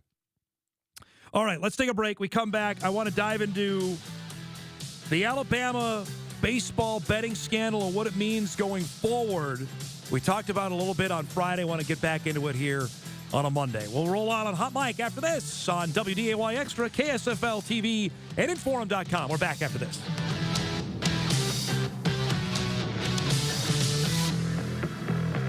I'm Eric Munson. I've been a homeowner in Fargo for over 40 years. We completed our new home. We wanted to make some changes in the plumbing. I called Laney's, and we had a wonderful experience from the initial call through project completion. Jeremy from Laney's showed up with a smile on his face, coordinated the entire project. They finished on time, on budget. The entire experience with Laney's was wonderful, and I'd recommend Laney's to anyone. 828 is just great. You go home and say, okay, I gotta bake something. Ellie Kemper takes the cake as the Great American Baking Show host. But I was like, this is hard. I can't bake. And from sweet to savory, Color equals flavor in cooking. this is one recipe Rach has never cooked on TV. Plus, trick out your DIY with 2 time-saving tips. We put this together in about 10 minutes yesterday. Next, Rachel. Weekdays at 3 on WDAY. When it comes to making plans, you are the best. The same way you plan each detail for those moments. Start planning to protect you and your loved ones from a natural disaster. Protecting your family is the best plan you can make. I'm Naheem Hines. I support the Muscular Dystrophy Association because they help my mom and kids like Ethan. Thanks to the Muscular Dystrophy Association and people like you, I have more hope than ever before. Join us and learn more at MDA.org today. Federal investigators blame human error for a deadly natural gas explosion. We all remember where we were that morning. We could actually see the smoke from our farm here, which is close to 20 miles away. It started to pull right off the bat. Both tractors just kind of started to spin out, and those are big tractors. So I knew something wasn't right. Out of nowhere, I just heard a big boom. The tile plow ruptured into the pipeline. Once the gas got through the intakes of the tractors is when it ignited. As soon as I heard that boom, I started running as fast as I could. The ground literally started erupting from my feet. They were highly respected and they were good at what they did. It was one of those accidents that, when it was done, made people step back and pause. If an accident can happen to them, it can happen to anyone. Watch the rest of the story at 3secondslater.org. And remember, Farm Safe starts by contacting 811. Here it is. Look how cheap it is. Go for it, Steph. Be careful what you buy online. It's finally here. Counterfeit products are illegal. They are fake and can be damaging to you, your property, and your wallet. Go, go, go! It looks real, but I don't have a good feeling about this. Whoa, whoa, whoa! No, get out! Go. Buying fake products can cost you the health of your face, skin, and eyes, or scar you for life. Real products are tested for safety. Buy the brand. Protect yourself. This message is brought to you by the National Crime Prevention Council and the United States Patent and Trademark Office. You're smart. Buy smart. Go for real. Go for real. Go for real. Attention golfers, the WDAY golf card is back. This year's golf card will be available Thursday, May 11th at 8 a.m. at deals.wday.com for just $165 plus tax. The card has an over $1,200 value. That's over $1,000 off the regular price of golf. Quantities are limited. Some restrictions may apply. 18 great golf courses, 36 holes at each for one low price. The 2023 WDAY golf card on sale Thursday, May 11th at 8 a.m. at deals.wday.com for just $165.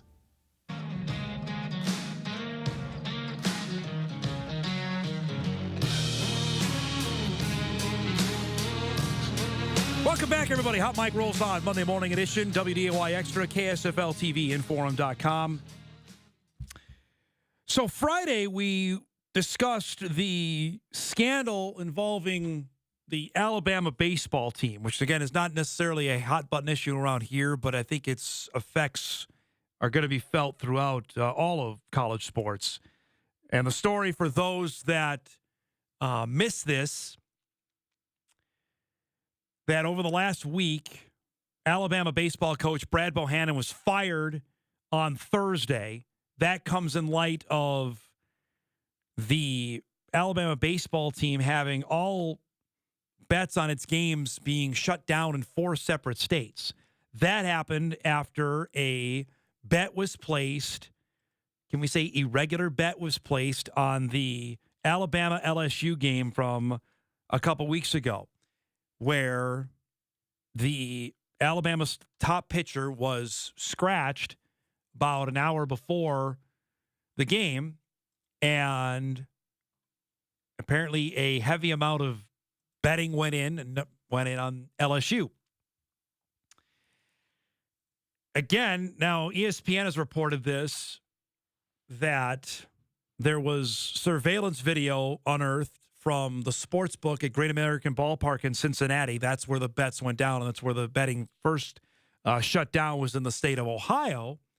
Was that the one that was making the bet or bets was communicating with Brad Bohannon, the then coach at Alabama. The school, of course, decided to fire Bohannon on Thursday night. In light of that, now they won that game. LSU did barely. Alabama nearly came back and nearly ruined the bet, as my dad pointed out on the show on Friday. They came back and won and beat Vanderbilt 11-2 on Thursday when all this went down. Now it comes into question, this we were talking about, And we have video of the guy. We can play that, guys. I think I sent that back. Of what could happen from here and the potential fallout that could go down. That this could potentially really shake out in terms of where things go. That how does this affect Alabama's baseball? How does this determine all their other games? That's the part that we don't have an answer for. That you've got to go back and look at now. And I understand for people that look at gambling as a whole and think, well, we don't want it anywhere near the sport. We don't want it as anything tied to it because of the seediness of it, and this would point right to it. That's why we don't want it. Now, I read something from The Athletic this morning that there's a potential of this could see. There was a 100% chance on a panel describing about college sports gambling that a major scandal would happen soon. And then, bam, this happened with what happened at Alabama. Person familiar with the investigation said there was no evidence that any athletes were involved. Well, that's at least one thing you got going there. The Athletic, this is Chris Vanini writes, from one perspective, a betting scandal involving a sitting head coach represents a massive controversy, which is why we're talking about it here. But from the perspective of many in the gambling industry, this discovery was a good thing. It meant the tools in place to detect suspicious wagers were successful. And again, the red flag came with how much money was going down on LSU and in a college baseball game. That's the part that's odd in this whole thing. Because who's betting on a random SEC game in the middle of May? Ronnie Johns, who's the Louisiana Gaming Control Board chair, says the system worked. We have to protect the integrity of sports wagering or the system will crater. Now, some can argue, well, why do we even have it to begin with? But it ain't going anywhere. The genie's out of the bottle on that. We're all, arguing that it should go away. I think that's just yelling into the wind because it's not going anywhere. Greg Sankey, the commissioner of the SEC, spoke last month about this at the college football playoff meeting, saying, I've been concerned about gambling for a long time. We have to be more and more intentional about education, clarity of cautions, and being sophisticated in our monitoring. We've continued to work to do that. Here's the part that was interesting to me. A scandal happening in college baseball was not a surprise to people in the gambling world. While large-scale bets around the biggest sporting events like March Madness and the college football playoff garner the most public attention, smaller sports are equally vulnerable. A large bet on a low-profile game instantly raised suspicions at the sportsbook level. That's what we're talking about because it just doesn't happen. You learn there's a lot more gambling on volleyball, softball, and baseball. That's what Sankey said last month. Another report that college softball has seen a spike in money wagered after March in recent years because the softball season runs beyond the NCAA men's basketball tournament in early April, and just as the NBA and NHL move into their postseasons.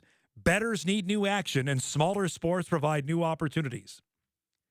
So it's not just and I think that's what people get attached to, is it's the big sports, it's the high-profile ones like the NFL, the Super Bowl, college football, the NCAA basketball tournament are going to get all the action. That's not the case. It's apparently now the small non-revenue sports, so to speak, that could have a lot of the action. And that's, again, what I pointed out to, why the red flag went off with the bet here on the LSU-Alabama game. We don't know the amount of money wagered. We have to imagine it was probably a substantial sum to get the red flag triggered. You know what I mean? To get somebody's ears up that, hey, there's an unusual amount of betting going on something that shouldn't.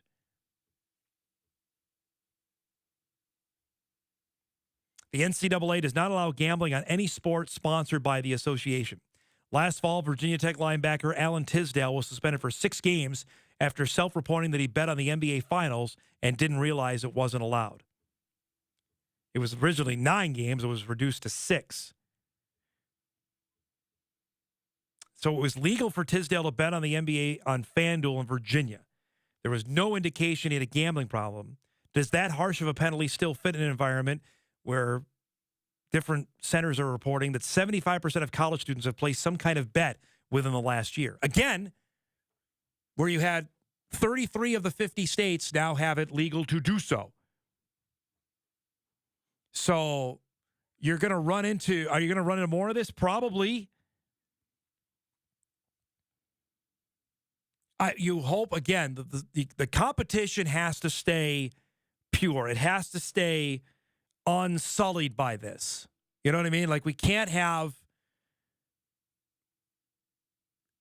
the coach going in and telling, hey, I got some sweet action for you here to bet against our team because our top guy isn't going. And I want a cut of it. Because he can't be doing this out of the purity of his heart, right? Can't be doing this out of the goodness of his heart to say, hey, you know what? Go put $25,000 on LSU. Wink, wink. You know, that's not how this works.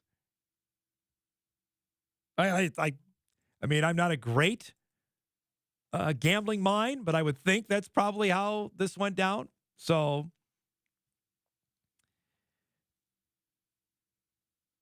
that's, to me, is where this potentially could go. Who knows? It's going to be interesting to see from here. I'm riveted to this story in ways that maybe I shouldn't be, but considering the proliferation of it, you see it everywhere. Like, literally, you can watch a broadcast. I know we got to go to break. You can watch a sporting event, literally have advertisements for FanDuel or whatever betting website, and then 30 seconds later, the 2 commercials later, there's a ad for gambling addiction and help for that. It's like competing. Like, each side of your conscience on each shoulder here is literally separated by about 30 seconds and commercial ads. Hard times right now on that. It's really interesting. We're due for a break. We'll take one now. Hot Mic rolls on a Monday morning. We'll chat some hoops. And apparently the Summit League and the Big Sky got its act together now for that non-conference series we've been talking about. We'll tell you about those matchups when we come back on a Monday morning. We're back after this.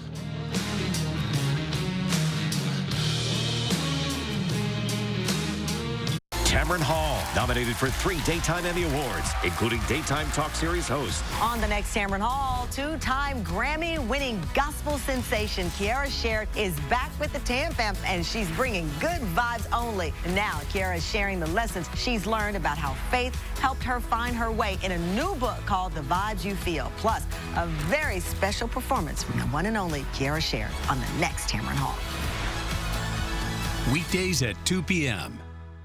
Watch some of the best athletes from around the region take the field for the Summit League 2023 Outdoor Track and Field Championships. Live from Fargo, 8 men's teams and 9 women's teams will compete for glory at North Dakota State University. You can catch all the action streaming online on WDAY Sports Plus. Coverage begins Thursday and Friday at 11 a.m., Saturday at noon. From the speed and endurance on the track to the strength and finesse on the field. Watch the Summit League 2023 Outdoor Track and Field Championships. Caring for friends or family members who have disabilities or chronic or terminal illnesses can be exhausting physically, emotionally, and spiritually. That's why it's important to care for yourself. Respite services can provide that brief, beneficial break from caregiving. This help is available to families and caregivers providing ongoing care to individuals of any age. To learn more, visit carechoice.nd.assistguide.net. We are here for you, so you can be there for them. Hi, I'm Mark Knutson, the director of the Essentia Health Fargo Marathon, and I'm looking for 3,000 plus people to register for this year's Friday Night 5K presented by Blue Cross Blue Shield of North Dakota and Noridian Healthcare Solutions. The 5K is only 3.1 miles. You can walk, run, or push the kids in a stroller. From 2 years old to 92 years old, this is something that everyone can be part of. So grab your friends, your family members, or your coworkers and register today at fargomarathon.com. Victor deployed for the first time to Afghanistan in 2003. At 4 in the morning, my phone rang. They said, "I regret to inform you that your husband was wounded in action." Victor sustained a moderate traumatic brain injury. I was doing school full-time, and I was also then caring for Victor. One of the most important elements of caregiving is taking care of yourself. I just didn't want to forget that I also had goals and that I also had a life. What I did is I challenged Victor to meet me halfway. He asked all his therapists to help him undertake some of the house chores. There are almost 6 million military and veteran caregivers across the nation. We have our own journey, and we can fulfill that journey at the same time that we are helping our loved one. Visit aarp.org/caregiving for a free military veterans guide to navigate your caregiving journey. Autism is a common, but such a heterogeneous, such a complex condition that describes many different individuals with different types of symptoms and different types of challenges. As a physician, I had so many questions, and unfortunately, when patients would come to me, I couldn't really give them a lot of answers. As a geneticist as well, I started to appreciate that at least for some individuals with autism, there was an underlying genetic basis, and that we could really start to understand in a much more precise way what was going on for them by understanding the genes, how it affects the brain, how it affects behavior, and how it affects other parts of the body as well. When we think about how many people we need to answer the hundreds of questions that we all have about autism, we start to need tens of thousands of individuals that have the same types of symptoms to be able to answer those questions. Join us today. Go to sparkforautism.org.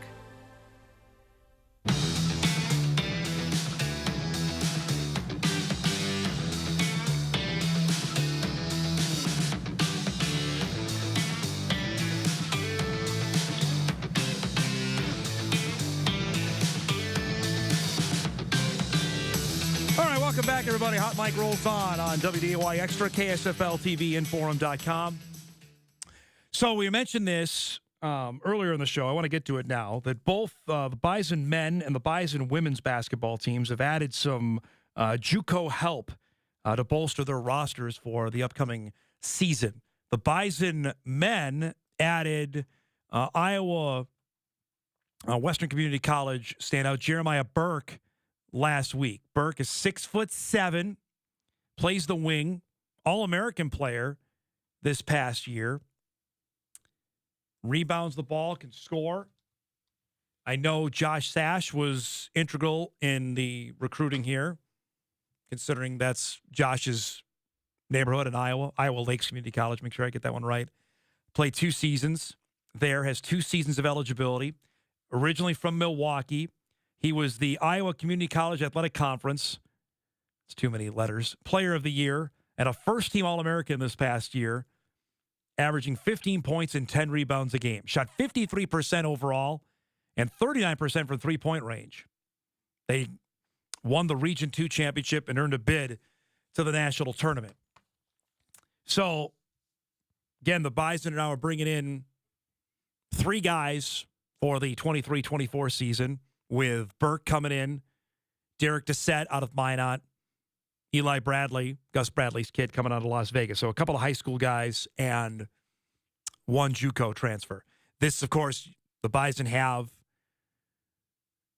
well, we know now an extra scholarship available with Des McKinney's departure, Luke Yoder's departure, and seemingly Grant Nelson's departure. Not confirmed, but, I mean, about as close to confirmed as you want to get. That's where I think even the Bison basketball leadership is probably in that mindset. So that's where they're at there. But Burke adds some length, some good touch. You saw his highlight reel there, the ability to get to the basket.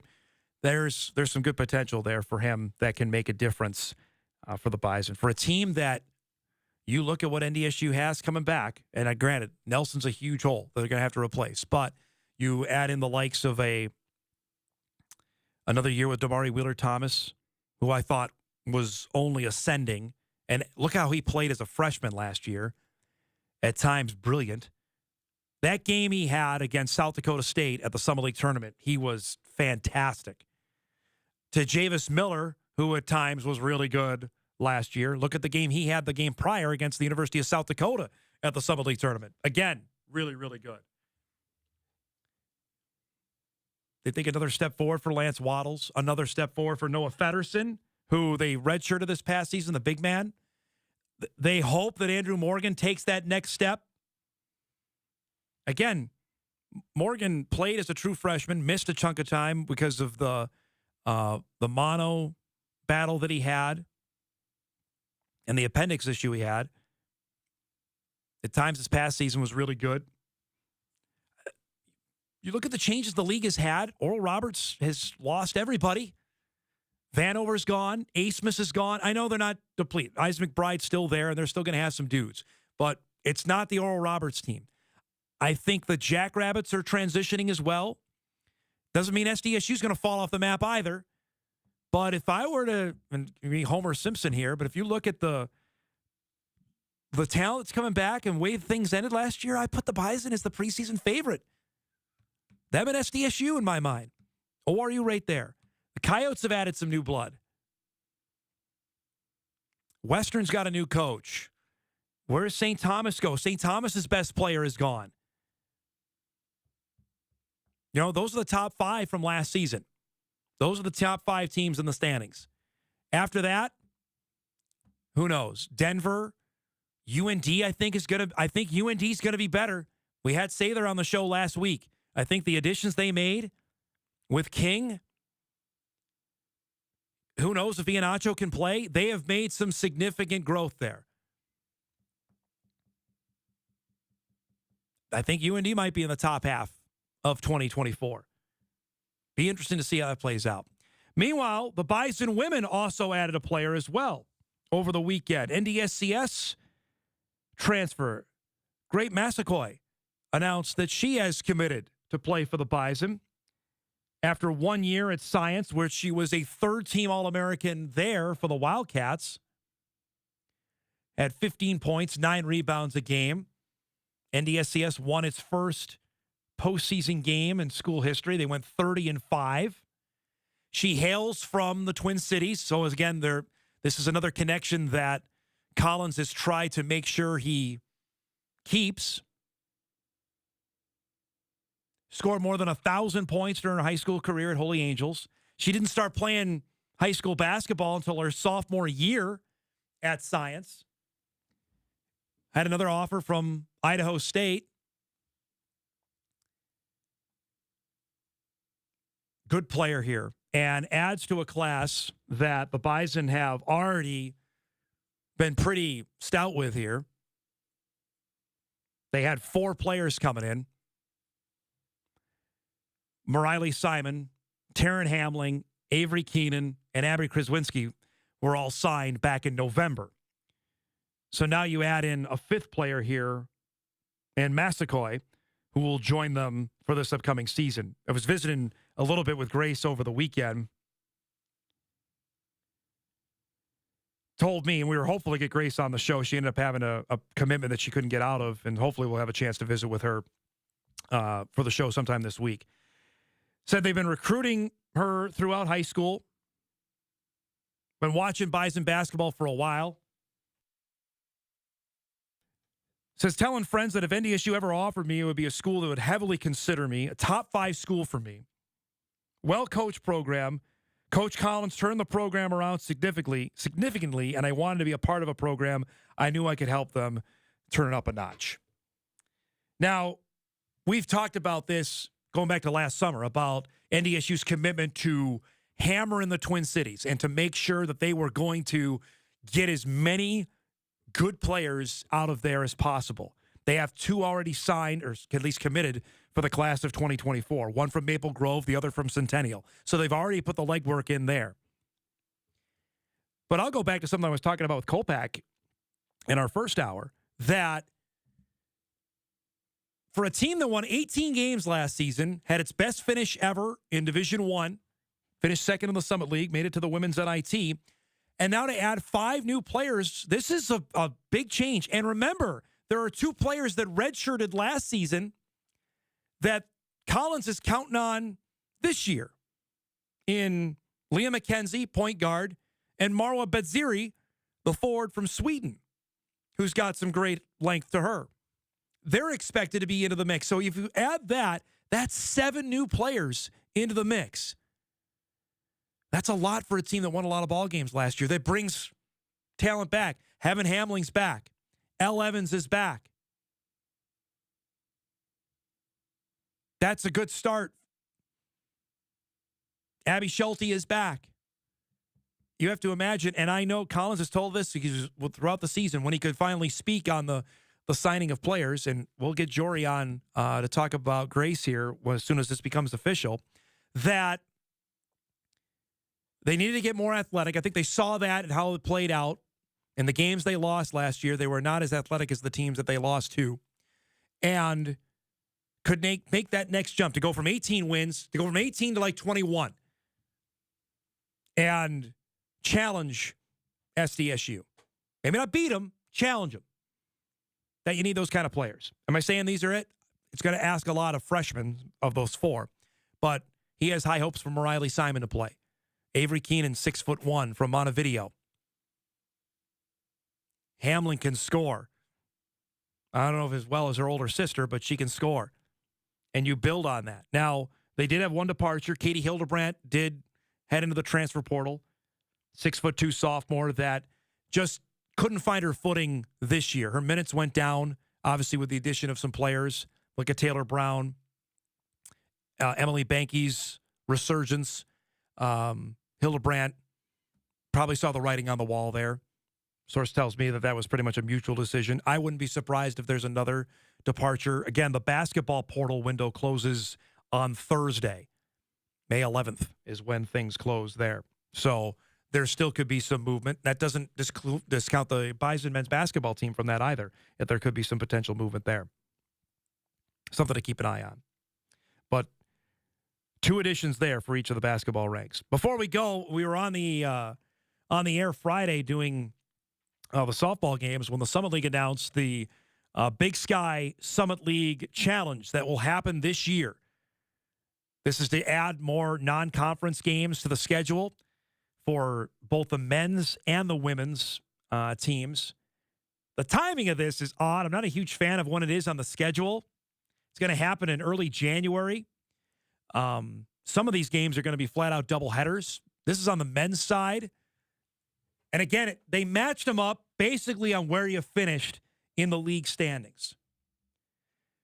The email from the Summit League goes, the matchup for the series are determined annually using data from past seasons, including net rankings and regular season conference finishes, along with consideration for the prior season matchups.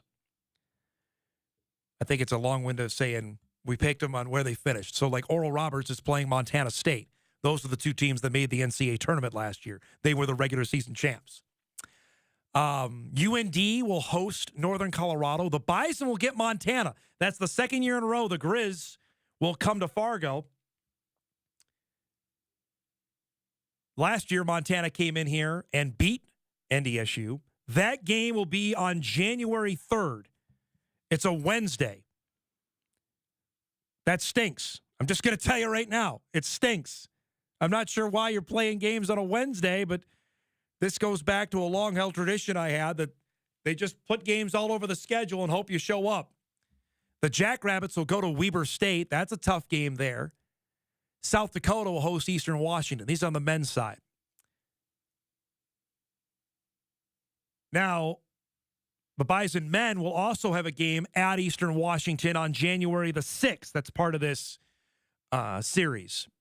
UND will go to Northern Arizona. So, again, the Bison are playing the exact same teams in the exact same spot on the men's side that they did last year.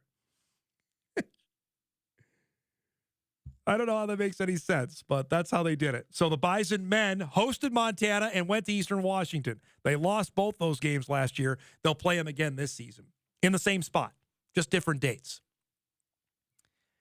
UND will have a game at Northern Arizona. The Jackrabbits will get Montana State, so that's a home and home there. Oral Roberts gets Weber State to come to their place. That'll be a pretty good non-conference game. Meanwhile, for the women, the Bison women will get a game against Montana State. Now, again, this is going to be a doubleheader. Now, again, rationalize this to me, folks, that they're going to play a doubleheader on a Wednesday. Who's coming to that? The Bison will play at Montana State on January the 3rd and then host Northern Arizona on a Saturday on January the 6th.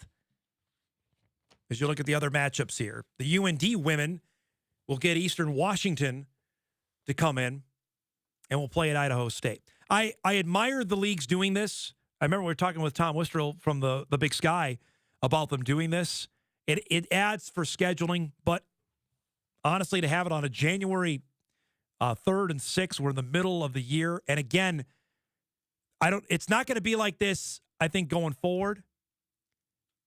But for this year, it means teams who will now play originally scheduled league games for that week prior to Christmas on a variety of different dates to accommodate already scheduled non-conference contests. That's brutal. It's bad enough you're going to do this on a Wednesday, but then you're going to move conference games to the week before Christmas. We just did this last year. Attendance it's brutal, folks. The students aren't there. If they do it again, I swear, if the Jacks and UND are playing the Bison the week before Christmas, I'm losing. I'm telling you right now, I'm losing it. Figure it out. Play when the students are here. Benell's telling me we got to go to break. Probably a good time to do it. Let's go to break. We'll come back. We'll wrap up the show, get you ready for a busy Sports Monday. We'll do that when Hot Mic wraps right after this on WDAY Extra and Inforum.com. Hi, we are Louie and Becky Thrash. We have lived in our home for about 20 years in Fargo. From the beginning to the end, Laney's was great to work with on any project in our home. Our air conditioner went out, and of course it was during the summer. We called Laney's. They scheduled us a date and time. But great news for us, we got our service done earlier than expected. The 2 technicians were very nice, and the job was done before we knew it. We would recommend Laney's for any job in your home. 828 is just great. Next, live with Kelly and Mark, the GOAT of Jeopardy! Who is Ken Jennings? Nice. From the primetime event, Jeopardy Masters, Ken Jennings. Who will be crowned the Jeopardy Masters champion? Plus, I'll take Bestie for 800, please. Aw, that's so sweet. Actually, I was talking about Andy Cohen. And I Love Mom Week continues. Weekdays at 9 a.m. What is dementia? Is it the same as Alzheimer's? What is vascular dementia, Lewy body, FTD, TBI, and CTE? If someone has memory loss, does that mean they have dementia? Millions of Americans ask these questions every day. I did too, and I learned. My wife Ginny developed dementia. I didn't know what to do or what was coming next. I'm Kevin Jameson, volunteer and president of the Dementia Society of America. I'm excited to offer you a free guide to understanding dementia. It's filled with facts about dementia, care planning, how doctors can help, and ways to keep your brain as healthy as possible. The Dementia Society of America is a national nonprofit, and we're ready to answer your questions. You want to live life to the fullest. I know that. Ginny did too, and I'm confident that we can help. Get your copy of the guide. Go to 1-800-DEMENTIA.org or call 1-800-DEMENTIA. Thank you.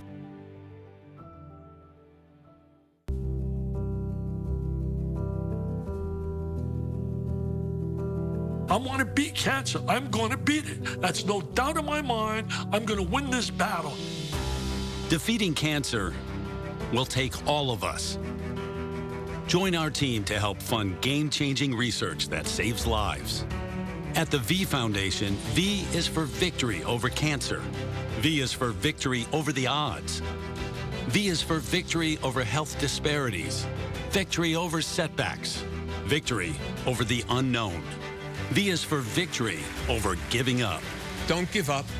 Don't ever give up. Join our team to help save lives.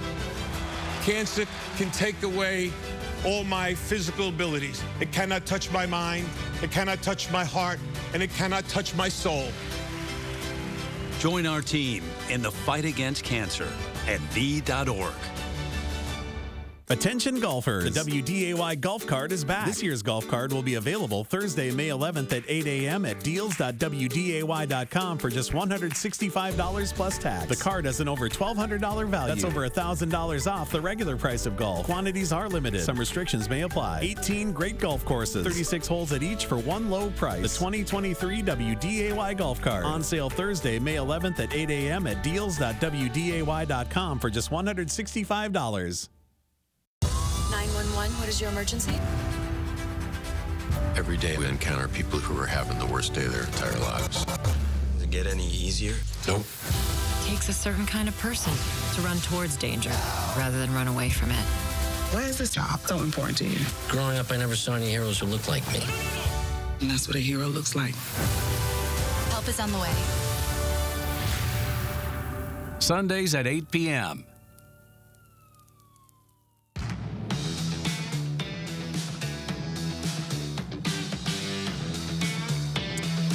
All right, before we go, anytime we do anything logo or jersey related, we got to make sure it gets on.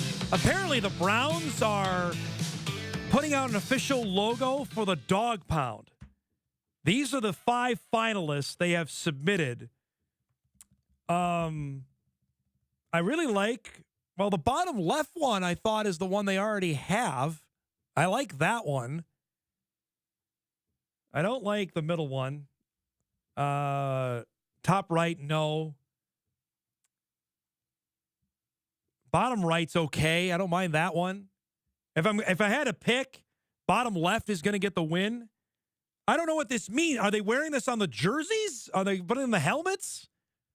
Or are they just like, this is going to be part of the section of stands? I need more clarification on what's going on here. You never can figure out what the Browns are doing. I can tell you that right now. It's always kind of shake my head at, but then again, that's why they're the Cleveland Browns. Let's get you ready for what to watch before we get out of here on this Monday. Again, the Twins are off, so we will not see them tonight. They're back in action tomorrow. Big game tonight in hoops. Game 4, Golden State and the Lakers, 9 o'clock on TNT. Lakers lead the series 2-1. They pounded Golden State. Anthony Davis was great. So again, if Davis is great tonight, the Lakers will win. If he's not, the Warriors will win. It's pretty much simple on that. 9 o'clock tonight on TNT. The NHL Draft Lottery is tonight, 7 o'clock on ESPN, to find out who's going to be able to take Connor Bedard, who's the number 1 NHL draftable player. The Wild are not in the mix for this, by the way. I don't know if it's as sophisticated as the NBA Draft Lottery, which Wolves fans have gotten used to, but apparently there are 14 ping pong balls that go into work on this one, which allows for 1,001 different combinations. The Ducks have the best chance of winning the lottery, then Columbus, then Chicago, followed by the Sharks, Canadiens, and Coyotes, then Flyers, Capitals, Red Wings, then it's the Blues, Canucks, Senators, Sabres, Penguins, Flames, and the Predators. Those are the 16 teams that didn't make the Stanley Cup playoffs. And speaking of those, they continue tonight. You've got Game 3, Vegas and Edmonton, 7:30. That follows the Draft Lottery on ESPN. That series tied up at a game apiece after a game that was filled with brawls on Saturday night in Vegas, which Edmonton dominated to a 5-1 win. That series now, as I mentioned, tied up at a game apiece, and we'll see who's able to take the advantage. That scene in Edmonton should be something else coming up tonight. Before we go, here's breaking news for you. Adam Schefter saying, I think there's some real question as to whether or not Dalvin Cook will be in Minnesota this upcoming season. Duh, haven't we known that already? Thanks to Jeff Kolpack for stopping by and starting your week with us, everybody. We'll be back tomorrow. We'll see you then on Hot Mic on WDAY Extra, KSFL TV in Sioux Falls, and Inforum.com. Have a great Monday, everybody. We'll see you tomorrow. Watch some of the best athletes from around the region take the field for the Summit League 2023 Outdoor Track and Field Championships. Live from Fargo, 8 men's teams and 9 women's teams will compete for glory at North Dakota State University. You can catch all the action streaming online on WDAY Sports Plus. Coverage begins Thursday and Friday at 11 a.m., Saturday at noon. From the speed and endurance on the track to the strength and finesse on the field. Watch the Summit League 2023 Outdoor Track and Field Championships If you're driven by an adventurous heart, you're in luck. The thoughtfully redesigned 2023 Subaru Outback shares your spirit. With standard symmetrical all-wheel drive, plus up to 32 miles per gallon. A 260 horsepower turbocharged engine, advanced technology, and an extra-large touchscreen. The 2023 Subaru Outback. Go where love takes you. It's Outback Days, going on now at Muscatel Subaru. Send your weather-related photos or video to the WDAY Storm Tracker team. Contact weather@wday.com or share them with us on Facebook and Instagram. Keeping an eye on the sky. The WDAY Storm Tracker team. Attention golfers, the WDAY Golf Card is back. This year's golf card will be available Thursday, May 11th at 8 a.m. at deals.wday.com for just $165 plus tax. The card has an over $1,200 value. That's over $1,000 off the regular price of golf. Quantities are limited. Some restrictions may apply. 18 great golf courses, 36 holes at each for one low price. The 2023 WDAY Golf Card. On sale Thursday, May 11th at 8 a.m. at deals.wday.com for just $165. I've been a GH fan my entire life. I love the Tam Fam. I still think about the time I was at Port Charles. I don't believe it. But you can believe our shows are on back to back. GH fans and the Tam Fam love a good story. Weekdays at 1 p.m. and 2 p.m.